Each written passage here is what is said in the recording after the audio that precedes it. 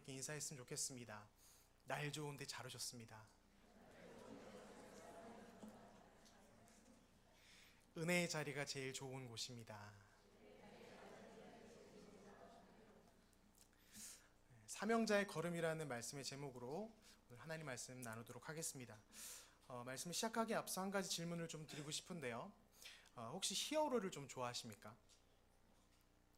위기의 순간 강력한 능력으로 적들을 물리치고 승리를 가져오는 그런 영웅들의 이야기.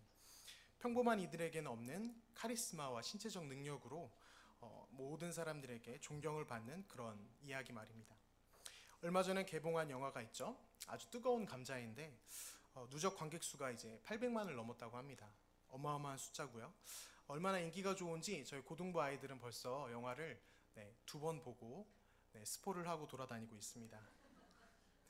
물론 그 영화에 관심 없는 분들은 이런 이야기를 합니다. 유치하게 손에서 불 나오는 걸 왜 보냐고 그렇게 말씀하십니다. 그 유치한 영화일 뿐이라고요.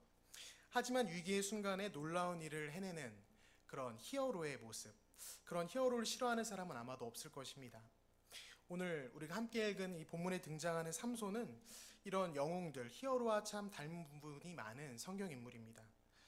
모태신앙이라면 한 번쯤은 이 삼손을 흠모했던 그런 시절이 다 있으셨을 텐데요. 저도 어린 시절 역시 삼손을 흠모했던 시절이 있었습니다. 하나님께 은혜를 입은 사사, 곤경에 빠진 이스라엘을 구원하는 블레셋과 싸워서 유일하게 그 전쟁을 이끌어 갈 수 있는 유일한 그 한 사람, 그 삼손의 모습은 너무 멋있게만 보였습니다. 그러다 보니 친구와 팔씨름을 하다가 패한 날에는 집에 돌아와 하나님께 기도를 합니다. 하나님, 저도 삼손처럼 힘이 좀 강하게 해주세요 라는 기도를 하는 것이죠. 그런 기도를 하고 나면 왠지 모르게 기분은 힘이 좀 강해진 것 같습니다. 그 다음날 친구들이랑 또 다시 팔씨름을 하면 어김없이 지지만 왠지 그 전날보다 좀 더 버틴 것 같은 그런 마음에 위안도 얻고요. 하지만 삼손을 흠모하던 이런 태도가 사춘기 시절 중고등부를 지나면서 좀 바뀌게 되었는데요. 한참 이성에 관심이 많은 그 시기에 선생님들께서는 남학생들에게 이런 이야기를 해줬습니다. 남자는 자고로 말이야, 여자를 잘 만나야 돼. 성경 속 삼손을 봐라. 잘못 만났다가 눈 뽑히고 머리 밀린다. 큰일 난다. 남자는 자고로 여자를 잘 만나야 된다. 그래서 너희는 교회 잘 다니는 착하고 좋은 여자를 만나라. 이렇게 말씀해 주셨습니다.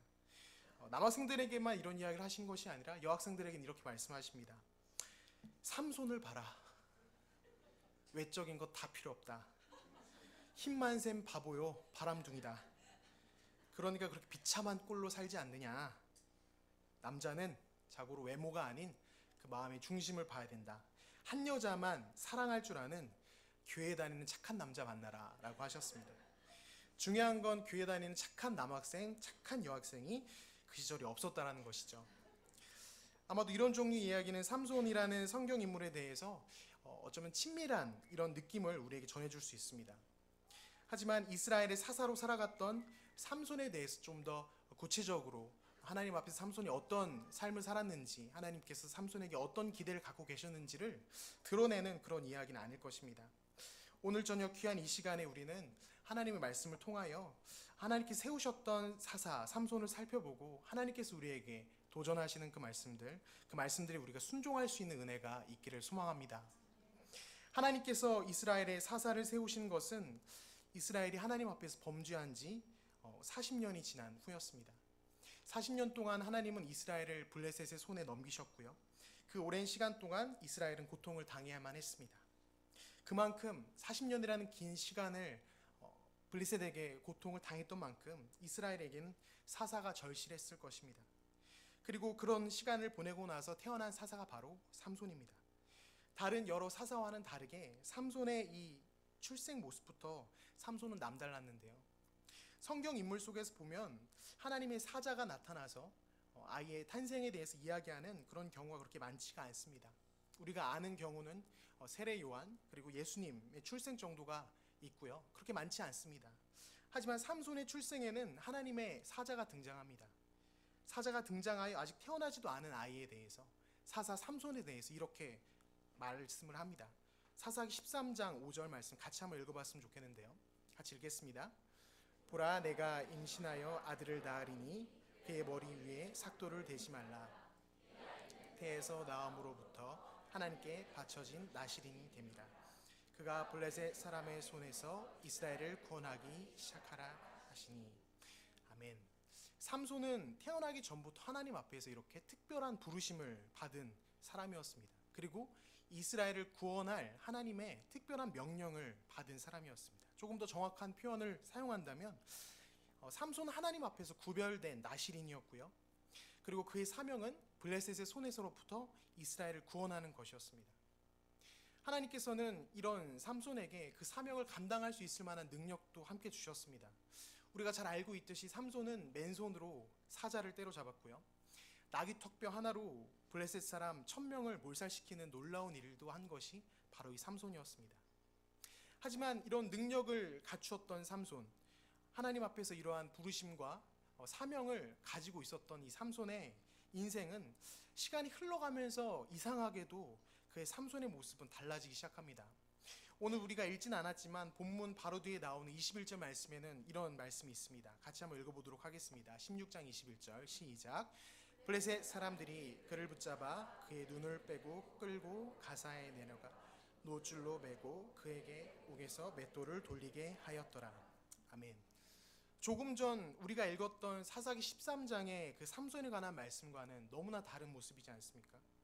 하나님은 분명 블레셋의 손에서 이스라엘을 구원하라 말씀하셨는데 오히려 블레셋의 종 노릇을 하고 있는, 블레셋의 종이 되어 맷돌을 돌리고 있는 삼손의 모습을 우리는 보게 됩니다.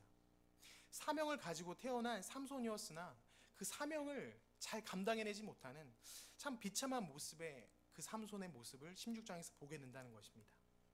사사기 13장의 삼손을 한마디로 표현하여 사명자의 출발이라고 우리가 말할 수 있다면 16장의 삼손은 무너진 사명자의 모습이라는 것입니다. 사명자로 부름을 받았으나 무너져버린 삼손의 이 모습을 보면서 우리가 느껴지는 것은 무엇입니까? 그의 출발은 하나님께서 사명도 주시고 그를 구별하시겠다 말씀하셨지만 그의 마지막 모습이 참 안타깝고 무너져 있는 저 모습을 보면서 신약시대를 살아가는 우리 자신에 대해서도 돌이켜 생각해 보지 않을 수가 없습니다. 이스라엘의 사사에게는 하나님이 사명을 주셨듯이 이 시대를 사는 우리에게도 하나님께서는 그리스도의 보혈로 구원받은 이 성도들에게도 하나님은 사명을 주셨다는 것입니다. 오직 성령이 너에게 임하시면 어떻게 됩니까? 너희가 권능을 받고 예루살렘과 온 유대와 사마리아와 땅끝까지 이르러 내 증인이 되리라. 하나님께서는 우리에게 사명을 주셨습니다. 하나님의 자녀로서 살아감으로 말미암아 이 땅에서 우리가 감당해야 될 그 몫이 있다라는 것입니다. 그 사명은 나를 드러내는 나 중심의 삶에서 나를 위한, 박찬호를 위한 삶을 살아가는 그곳에서 예수 그리스도의 증인으로 예수 그리스도를 드러내는 그 증인의 삶을 살아가는 그 사명의 삶을 우리에게 하나님 맡기셨다라는 것입니다. 어두운 곳에서 빛으로, 부정한 곳에서 의로움으로, 거짓된 곳에서 진실로, 악한 곳에서 선으로, 불의를 공의로, 빚을 일을 진리로, 복음이 없다 말하는 곳에서 복음이 있다, 복음을 드러내는 그 사명 말입니다. 그렇다면 이 시간 우리가 질문해 봐야 될 것입니다. 오늘 나의 모습, 우리들의 모습은 어떻습니까? 사명자로 출발한 주어진 우리의 자리에서 우리는 사명자로 살아가고 계십니까? 나에게 주어진 학교, 가정, 회사, 관계 속에서 나의 모습은 무너진 사명자의 모습인지, 아니면 그 사명을 잘 감당하고 있어서 나를 통하여 믿지 않는 사람들이 하나님이 살아계시구나, 하나님은 사랑이시구나, 저 사람을 보니 하나님이 살아계심이 느껴지는구나 라는 그 사명을 감당하는 예수 그리스도의 증인으로서의 그 사명을 감당하는 모습을 우린 갖추고 있느냐라는 것입니다. 본문 6절에서 들릴라는 아직 무너지지 않은 삼손에게 질문을 하였습니다. 청하건대 당신의 큰 힘이 무엇으로 말미암아 생기며 어떻게 하면 능히 당신을 결박하여 굴복하게 할 수 있는지 내게 말하라 하니. 아직 무너지지 않은 삼손입니다. 아직 눈이 뽑히고 머리가 밀리고 맷돌을 돌리는 삼손이 아닌, 아직은 무너지지 않은 그 삼손이었습니다. 학자들은 들릴라의 이 질문을 보면서 아마도 들릴라라는 그 여인이 지적 수준은 매우 낮았을 것이다 라는 이야기를 합니다. 왜 그렇겠습니까? 블레셋에게 매수된 그 들릴라가 자신의 그 악한 의도를 조금도 감추지 않고요. 어떻게 이야기하죠? 있는 그대로 이야기합니다. 당신의 힘이 어떻게 생기며 당신은 우리가 어떻게 하면 결박할 수 있는지 나에게 좀 알려주세요. 이렇게 대놓고 자신의 속내를 비추는 이런 들릴라의 질문은 우리 한 번만 있었던 것이 아니고요. 2번, 3번씩이나 삼손에게 반복해서 물어봅니다. 하지만 문제는 들릴라가 아닙니다. 자신의 의도를 드러내는 이런 질문의 들릴라가 아니라 이 질문에 반응하는 삼손이 사실은 더 큰 문제라는 것입니다. 그는 자신을 결박하려고 하는 이 들릴라의 질문에 친절하게 답을 해주고 있습니다.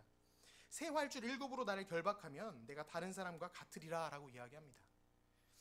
처음에 들릴라의 질문이니까 삼손이 이렇게 대답했을 수 있겠거니 라고 우리는 생각할 수 있지만 그 다음은 아니겠지. 하지만 말씀 읽어보니 어떻습니까? 삼손은 들릴라가 하는 모든 질문에 아주 친절하게 다 그 응대하면서 그 방법을 알려주고 있는 것입니다. 2번째 질문, 3번째 질문에 다 이렇게 대답합니다. 새 밧줄들로 나를 결박하면 내가 다른 사람과 같을 것이다. 나의 머리털 7가닥으로 배틀을 날씬에 섞어 짜면 된다. 이런 식으로 다 이야기를 해줍니다. 심지어 들릴라가 자신이 말한 그대로 자신이 잠든 사이에 포박하는 것을 삼손은 다 알았습니다. 경험하였습니다. 하지만 아랑곳하지 않고 삼손은 이 어처구니없는 질문에 응대를 하고 있다는 것입니다. 이쯤 되면 우리가 삼손을 생각할 때 삼손도 만만치 않은 바보일 수 있겠구나 이런 생각을 하게 되지 않습니까? 바보가 아닌 이상 이런 들릴라의 질문에 대해서 어떻게 생각해야 될까요? 의심해야 됩니다. 경계해야 됩니다. 이 여자가 도대체 어떤 속셈으로 나에게 이것을 물어보며 실제로 내가 말한 것을 나에게 이렇게 시도하는 것을 봤을 때 경계해야 되는 것이 마땅합니다. 하지만 삼손은 어떻습니까? 전혀 그러지 않았습니다. 말씀을 보면서 우리는 이 모습이 참 이상하게 보여야 합니다. 아무리 사랑의 눈이 멀었다 한들 삼손이 이런 들릴라의 질문에 반응한다는 것, 삼손은 다른 태도를 보여야 하는 것이 사실 정상적인 반응이라는 것이죠. 며칠 전 제가 카페에서 커피를 한잔 하면서 말씀을 좀 묵상하던 시간이 있었습니다. 카페에 저만 있었던 것이 아니고 제 앞 테이블에 한 남자 아기가 한 6살에서 한 7살 정도 된 것 같아요. 남자 아기 한 명이 장난감을 가지고 열심히 놀고 있었습니다.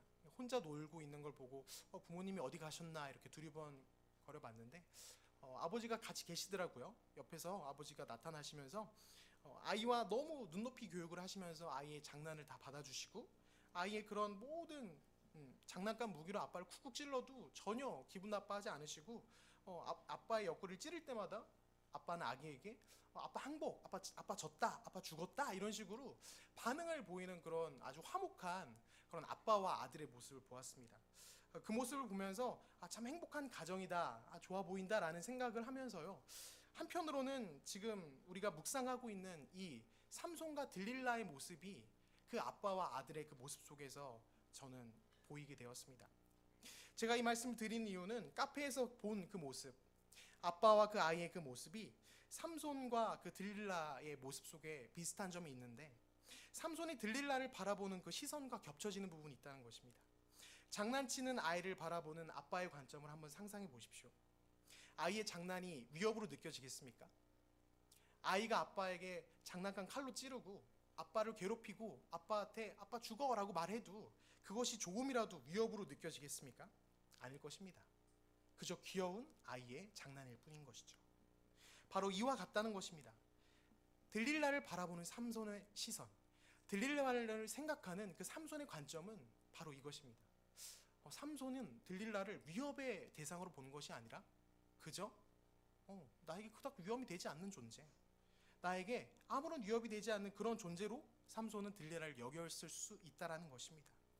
들릴라의 히브리어의 이름의 뜻은 바로 약하다라는 뜻을 갖고 있습니다.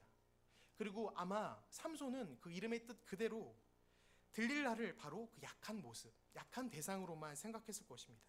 곁에 두어도 나에게 위협이 되지 않는 존재, 어떤 유혹을 나에게 한다 한들 나에게 크게 위협이 되지 않는 존재, 내가 충분히 이겨낼 수 있는 존재라는 것입니다.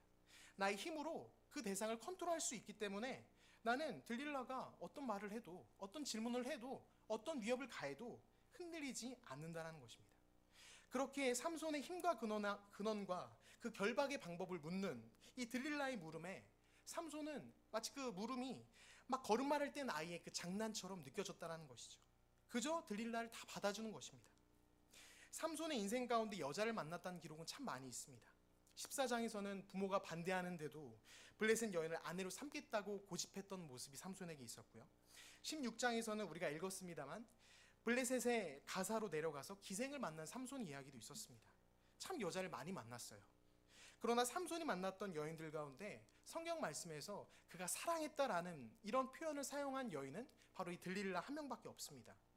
이스라엘을 구원해야 하는 사명감을 가진 그 삼손을 유혹한 대상, 그가 사랑한 대상은 치명적인 매력을 가지고 있어서 말 한마디에도 다 모든 걸 넘어갈 수 있는 그런 여인, 꼭 판무파탈의 여인 이 모습이 아닌 어쩌면 나의 힘으로 컨트롤할 수 있는 대상, 약해 보이는 대상, 나를 방심하게 만드는 그런 대상이 바로 삼손이 사랑한 들릴라라는 것입니다. 금요일 밤 이 남광장과 북광장 밤길을 걸어보신 기억이 있으실 겁니다. 그 길을 걷다 보면 우리 눈에 보이는 게 무엇이죠? 바닥에는 어마어마한 전단지가 깔려 있습니다. 고개를 들어서 간판들을 바라보면 어떻습니까? 네, 너무 화려합니다. 낮과 밤에 어떻게 이렇게, 낮에는 이런 것이 그렇게 보이지 않았는데 밤이 되니 이렇게 화려하고 이렇게 문란하고 음란해 보이는 이런 모습들이 많은가? 우리는 그런 것을 보게 됩니다. 누군가는 저에게 그런 이야기를 했습니다.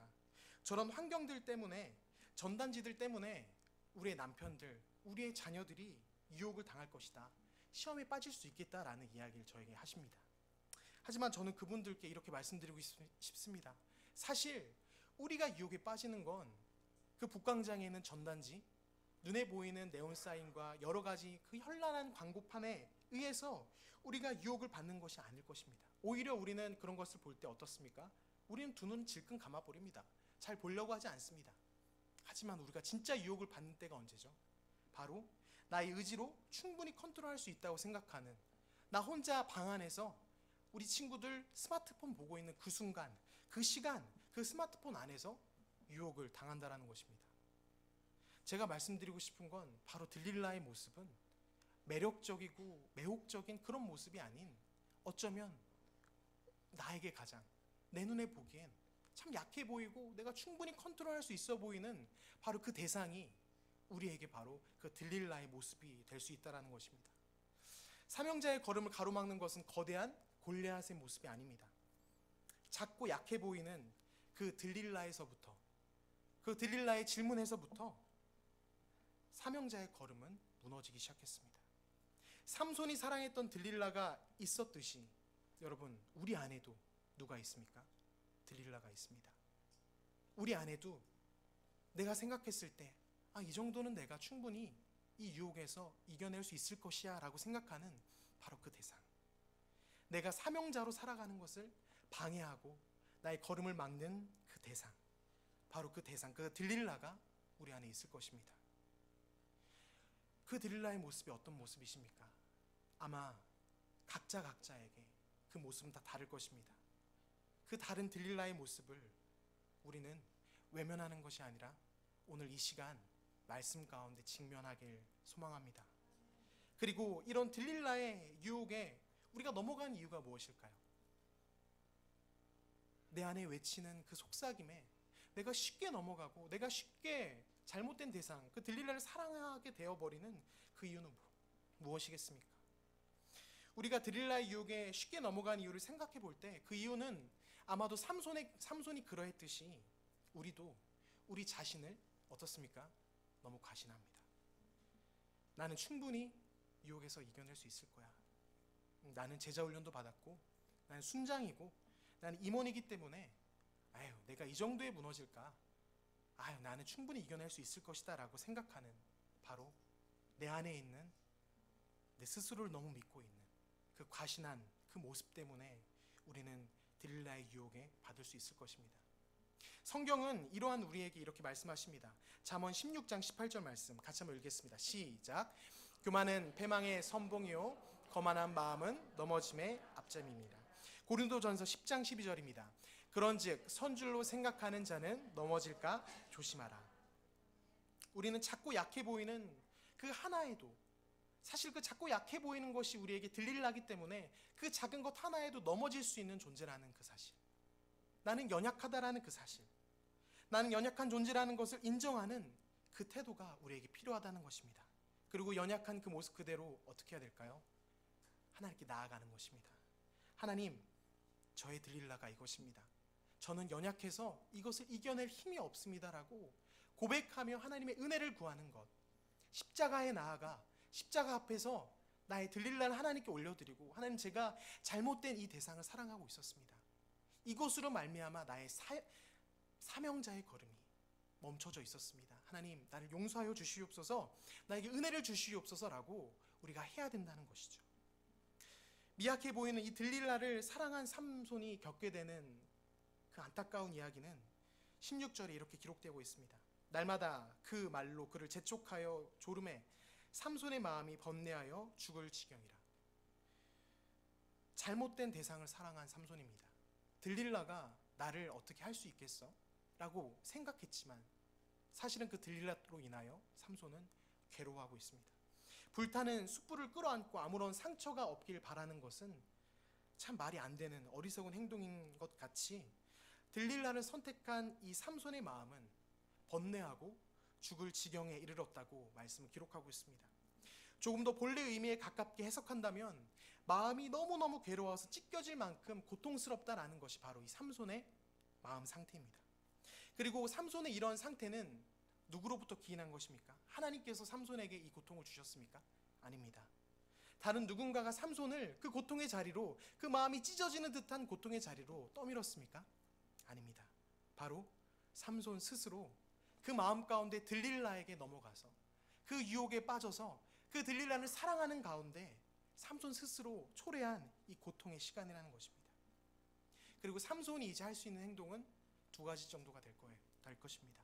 첫째는 들릴라를 끊어내는 것, 나를 괴롭게 하는 대상, 그 유혹에 들릴라를 끊어내는 것, 이것이 첫 번째 할 일이 될 것입니다.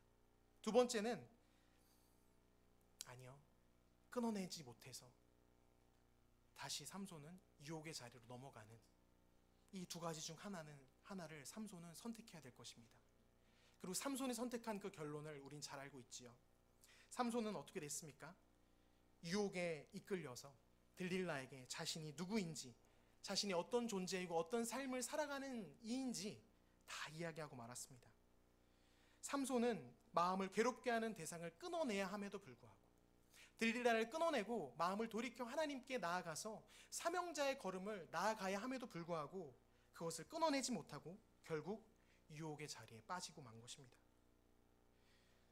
모태에서부터 부름받은 이스라엘의 사사라는 영적인 그 책임의식, 하나님께 구별된 나실인이라는 정체성, 삼손은 사사기 13장의 그 모습으로 태어났을진 몰라도 16장에 이르러서 삼손은 그러한 모습들을 모두 잃어버렸습니다.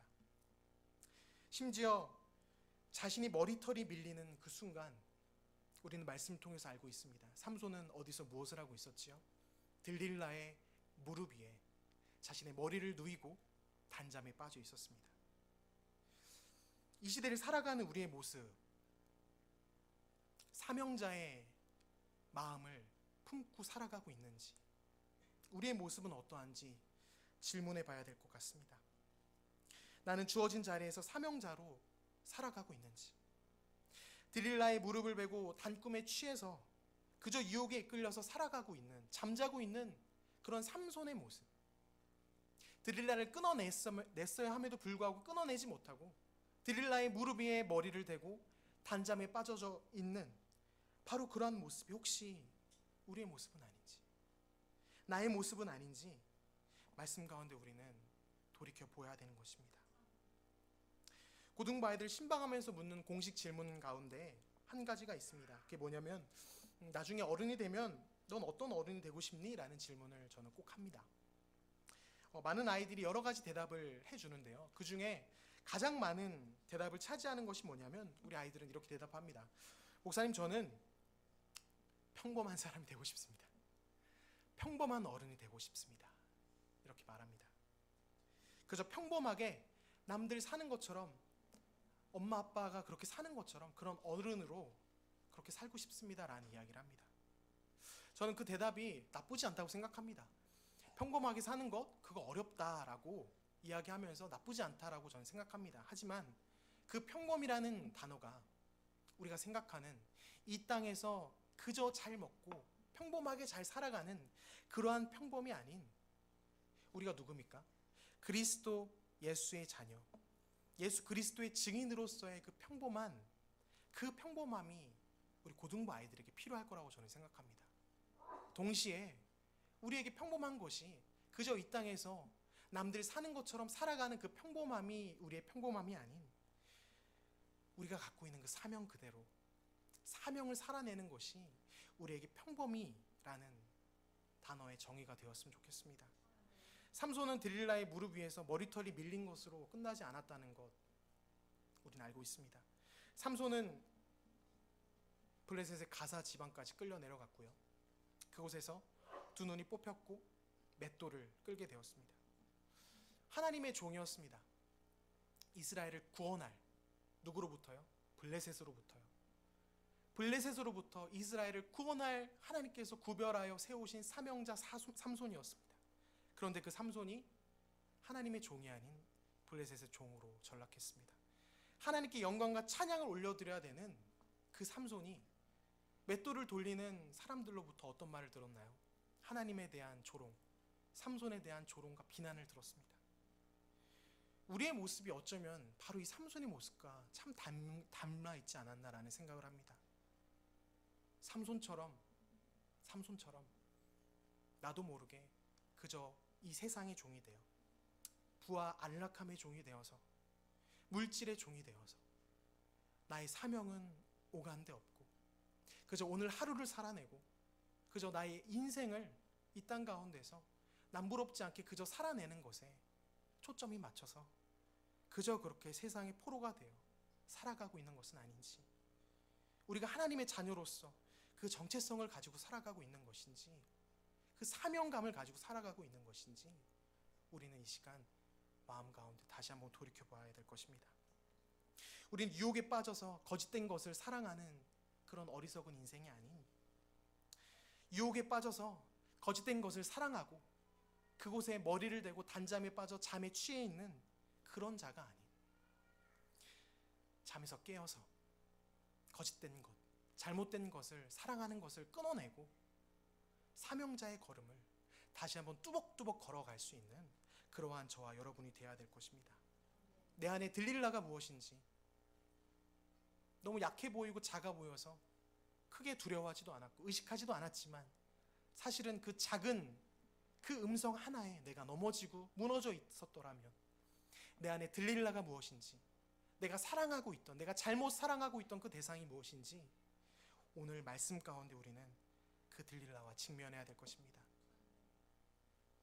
말씀 생각하면서 이 시간 하나님 앞에 찬양하고 기도했으면 좋겠습니다.